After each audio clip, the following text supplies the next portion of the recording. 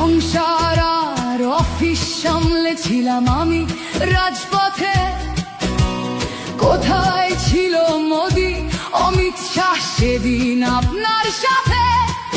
সেদিন কোথায় ছিল এই বিজেপি? জবাব আজকে দেবে তার। সিবিআই কেন সেই দিন আমাদের দেয়নি ন্যায় বিচার? যতই কাকিমা আপনি আজকে করুন অস্বীকার, সেদিন রাতে আমরাই ছিলাম ছিনিয়ে আনতে বিচার। কাকিমার সাথে এতদিন কখনো দেখা করেননি মোদি, বিচারের সে লড়াই ভুলিয়ে দিয়ে আজ শুধু চাইছে গদি। 50 দফা